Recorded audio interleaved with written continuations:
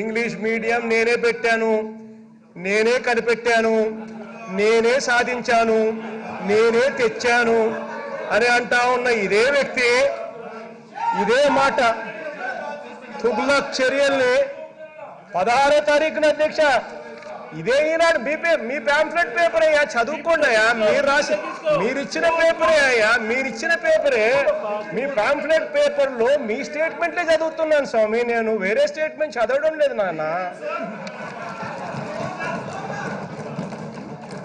తుగ్లక్ చర్యల్ని తూర్పాల పట్టండి.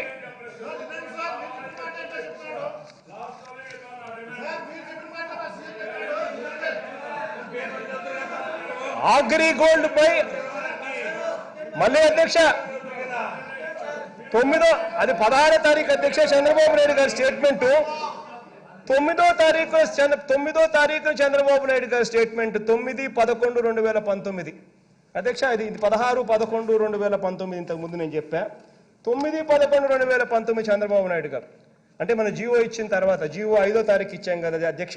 ఈనాడు కథనాలన్నీ ఇంతకు ముందు నేను చెప్పా. 6వ తారీఖు ఎలా రాసింది, 7వ తారీఖు ఎలా రాసింది, 8వ తారీఖు ఎలా రాసింది, 9వ తారీఖు ఎలా రాసింది. మధ్యలో చంద్రబాబు నాయుడు గారు 9వ తారీఖున భాషను కాపాడుకోకుంటే తెలుగు జాతి ఉనికి కోల్పోతుందని ఆవేదన గింజుకుంటా ఉన్నాడు అధ్యక్ష.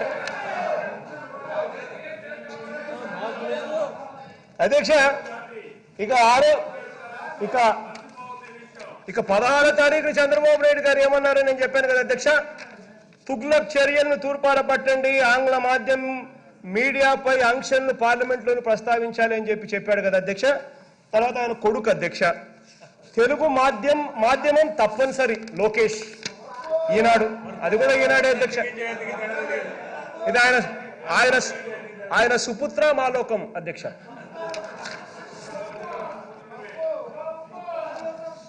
అధ్యక్ష ఇది మళ్ళా 16వ తారీఖున అధ్యక్ష, 16వ తారీఖున వాళ్ళకు సంబంధించిన ఇంకొక పత్రిక అధ్యక్ష, వాళ్ళకు సంబంధించిన జ్యోతి అని ఇంకొక పత్రిక కూడా ఉంది అధ్యక్ష. వాళ్ళు కూడా అధ్యక్ష చంద్రజ్యోతి అని కూడా దాన్ని ప్రధానంగా పిలుస్తూ ఉంటారు అధ్యక్ష, చంద్రజ్యోతి అని అధ్యక్ష. ఈ చంద్రజ్యోతి కూడా ఏమంటారు అధ్యక్ష, ముందడుగు తెలుగే, ఆ తర్వాతే ఇంగ్లీష్కు ప్రాధాన్యం. చంద్రబాబు నాయుడు గారి స్టేట్మెంట్ అధ్యక్ష. అధ్యక్ష చంద్రబాబు నాయుడు గారు అదే మళ్ళీ 21వ తారీఖు నవంబర్ అదే చంద్రజ్యోతిలో కూడా రాసిన ఐటమ్ అధ్యక్ష, ఇది రద్దుల శకం అధ్యక్ష. రాసింది ఇది రద్దుల శకం, తెలుగులో చదివితే ఉద్యోగాలు రావా చంద్రబాబు నాయుడు గారు అన్న మాటలు. తెలుగులో చదివితే ఉద్యోగాలు రావా అని చెప్పి చంద్రబాబు నాయుడు గారు అన్న మాటలు అధ్యక్ష. అధ్యక్ష 22వ తారీఖున అధ్యక్ష ఎప్పుడైతే ప్రజల్లో ఎప్పుడైతే ఈనాడు, ఈ ఆంధ్రజ్యోతి, ఈ చంద్రబాబు నాయుడు గారి పక్కన ఉన్న యాక్టర్లు వీళ్ళంతా కూడా ఇంతగా యుద్ధం చేసినా కూడా ప్రజల్లో ఎప్పుడైతే తిరుగుబాటు మొదలైందో అప్పుడు యూటర్న్ తీసుకోవడం ఈయనకు అలవాటే కదా అధ్యక్ష.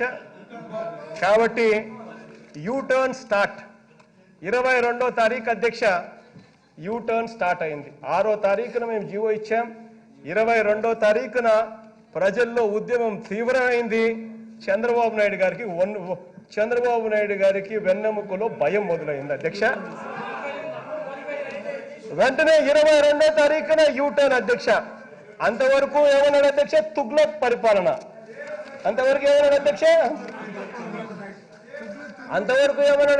తుగ్లక్ చర్యలు అని చెప్పి అన్న పెద్ద మనిషి చంద్రబాబు నాయుడు గారు తుగ్లక్ చర్యలను తూర్పార పట్టండి అని చెప్పి అన్న పెద్ద మనిషి చంద్రబాబు నాయుడు గారు 22వ తారీఖున యూటర్న్ అధ్యక్ష. ఆంగ్లం రెండు అవసరమే అని 22వ తారీఖున 22వ తారీఖున సన్నాయి నొక్కులు నొక్కడం మొదలుపెట్టాడు అధ్యక్ష. 22వ తారీఖు నుంచి సన్నాయి నొక్కులు నొక్కడం మొదలుపెట్టాడు అధ్యక్ష. తెలుగుదేశం పార్టీ ఆంగ్లానికి వ్యతిరేకం కాదు అని 22వ తారీఖున సన్నాయి నొక్కులు నొక్కడం. తెలుగుదేశం పార్టీ ఆంగ్లానికి వ్యతిరేకం కాదు అని చెప్పి అండం మొదలుపెట్టాడు అధ్యక్ష. అధ్యక్ష ఇదే పెద్ద మనిషి తుగ్లక్, ఇదే పెద్ద మనిషి 16వ తారీఖున ఏమన్నాడు అధ్యక్ష? తుగ్లక్ చర్యలను తూర్పారబట్టడం. ఇదే పెద్ద మనిషి 16వ తారీఖున తుగ్లక్ చర్యలను తూర్పారబట్టండి, 22వ తారీఖు ఆంగ్లానికి నేను వ్యతిరేకం కాదు. ఆహా, ఏ మాదిరిగా యూటర్న్ జరుగుతా ఉందో చూడండి అధ్యక్ష. తర్వాత ఏమైనా అధ్యక్ష, పోనీ ఆ తర్వాత అయినా ఆయనకి ఏమైనా చిత్తశుద్ధి ఉందా? ప్రజలకు నిజంగానే ఇంగ్లీష్ మీడియం రావాలి అన్న చిత్తశుద్ధి కనీసం ప్రజలకు రావాలి ఇంగ్లీష్ మీడియం, ప్రజలు పేదవాడు బీదవాడు ఇంగ్లీష్ మీడియంలో చదవాలి, వాళ్ళ పిల్లలు కూడా ఇంగ్లీష్ బాగా మాట్లాడే పరిస్థితిలోకి రావాలి అని చిత్తశుద్ధి అన్నా కనీసం ఈ పెద్ద మనిషికి ఏ కౌశలన్నా ఉందా అని అనుకుంటే అది లేదు అధ్యక్ష. 22వ తారీఖు ఆ మాట అన్నాడా అధ్యక్ష? ఇంగ్లీష్కి నేను వ్యతిరేకం కాదని ఆ మాట అన్నాడా? 26వ తారీఖున మళ్ళా ఏమంటాడు అధ్యక్ష? ప్రధానిని తప్పు పడతారేమో, మాతృభాషపై మాట్లాడినందుకు ప్రధానిని తప్పు పడతారేమో. అంటే రేపొద్దున ప్రధానిని కూడా మాతృభాషపై మాట్లాడినందుకు ప్రధానిని కూడా తప్పు పడతారేమో అని చెప్పి కూడా మళ్ళా ఈయన చిత్తశుద్ధి అన్నది ఏ లెవెల్లో ఉంది అని చెప్పడానికి నిదర్శనం అధ్యక్ష.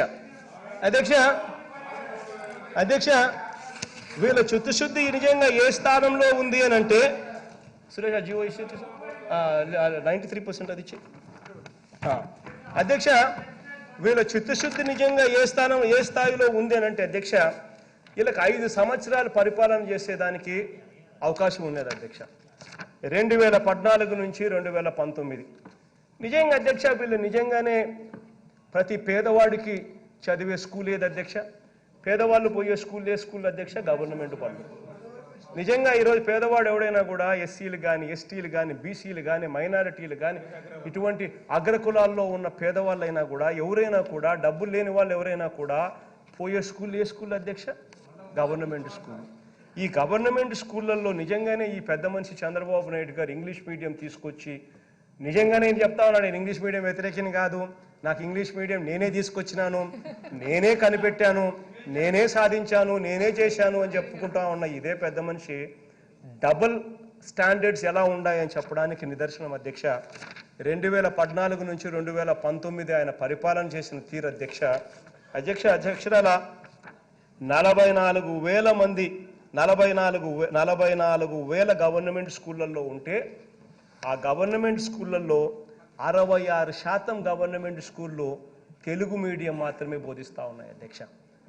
కేవలం 34% మాత్రమే గవర్నమెంట్ బళ్ళల్లో ఈరోజు ఇంగ్లీష్ మీడియంగా ఉన్నాయి అని అంటే నిజంగా ఇంగ్లీష్ మీడియం ప్రతి పేదవాడి దగ్గరికి తీసుకొని పోవాలి అని చెప్పి కనీసం సిగ్గు లేకుండా చెప్పుకుంటా ఉన్న ఈ వ్యక్తులు కనీసం వాళ్ళు చేసిన ఈ ప్రోగ్రెస్ అన్న చూసి కనీసం సిగ్గుతో తల వంచుకోవాల్సిన పని లేదా అని చెప్పి నేను అడుగుతా ఉన్నాను అధ్యక్ష. వీళ్ళందరినీ కూడా అధ్యక్ష దాదాపుగా 35% అధ్యక్ష, కేవలం 35% మాత్రమే ఇంగ్లీష్ బడులు ఉన్నాయి, 65% గవర్నమెంట్ స్కూల్ ఇంగ్లీష్ బడులు లేవు అని అంటే నిజంగా ఎంత దారుణమైన పరిస్థితి అర్థం చేసుకోండి అధ్యక్ష. పేదవాళ్ళు చదివే స్కూలు.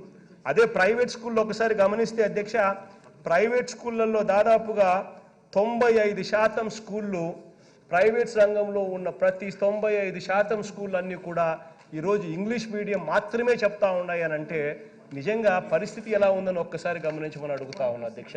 వివేకానంద రెడ్డి మర్డర్ కూడా ఓసారి ఆందోళన కలుగుతుంది ఎవరికైనా సరే.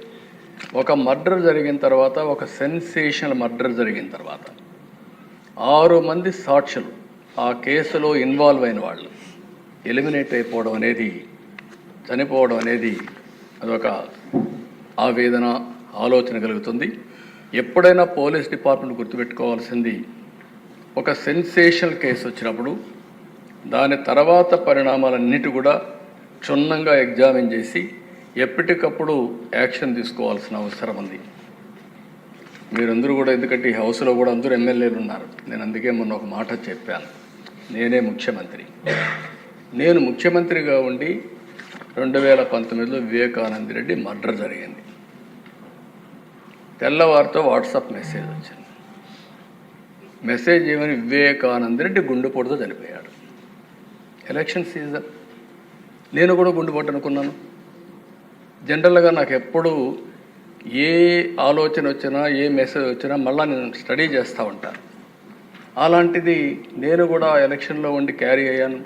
నాకు ఒక సీఎంఓ ఉంది, ఒక ఇంటెలిజెన్స్ ఉంది, ఒక డీజీపీ ఉన్నాడు, మా చంద్రరాజు మంత్రి అప్పుడు అందరం ఉన్నాం.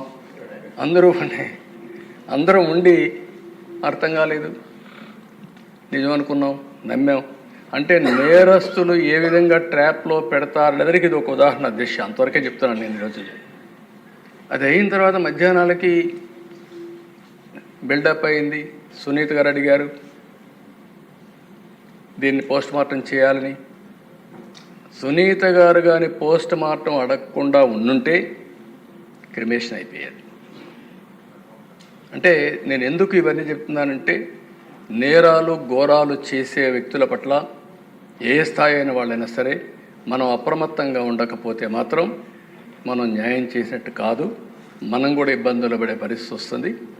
ఆ తర్వాత సాయంత్రానికి అధ్యక్ష ఎప్పుడైతే పోస్ట్ మార్టం చేశారో, ఏ టీవీలో అయితే గుండెపోటని చెప్పారో వాళ్ళే సాయంత్రానికి మాట మార్చేసి ఇంతవరకు మా తండ్రి చనిపోయాడు, ఇప్పుడు తండ్రి లేని బిడ్డే కాకుండా చిన్నాన్న ఉంటే ఆ పెద్ద దిక్కు కూడా లేకుండా పోయిందని చెప్తే ప్రజలు నమ్మించే పరిస్థితికి వచ్చారు. రెండో రోజు అధ్యక్ష నా చేతిలో కత్తిపెట్టి నారాసుర రక్త చరిత్రను వేసే పరిస్థితికి వచ్చారు. బాధ కదా దేశ, ఆవేదన కలగదా? ఏంటి ఇలాంటి అరాచకాలు చేసి కూడా రాజకీయాలు చేయగలుగుతామనే ధీమా నా జీవితంలో ఒకటే చెప్తాను దశ, ఎప్పుడు హత్యా రాజకీయాలు మరక అంటకుండా 45 సంవత్సరాల రాజకీయాలు చేశాను. ఎవరైనా హత్యా రాజకీయాలు చేసిన ప్రజాక్షేత్రంలో పోరాడి అలాంటి వ్యక్తుల్ని శాశ్వతంగా రాజకీయాలు లేకుండా చేశాను తప్ప, శిక్షలు బయటకు చేశాను తప్ప, నేను ఎలాంటి పరిస్థితులు కూడా అలాంటి దీనికి దోహదం చేయలేదు. నేను ఎప్పుడూ చెప్పేవాడిని, ఒక హత్య చేయడం అనేది చాలా ప్రమాదం. పోస్ట్ మార్టానికి కారకులైన వ్యక్తులు మీకు కూడా పోస్ట్ మార్టం జరుగుతుంది, జాగ్రత్తగా ఉండమని హెచ్చరించాను. ఈరోజు ఈ హౌస్లో కూడా ఎమ్మెల్యేస్కి అందరికీ చెప్తున్నాను, మీ నియోజకవర్గాల్లో లా అండ్ ఆర్డర్ కంట్రోల్ చేయడం మీ బాధ్యత. లా అండ్ ఆర్డర్ని మనం కానీ విస్మరిస్తే, ప్రజల్లో అశాంతి వస్తే కరెక్ట్ కాదు.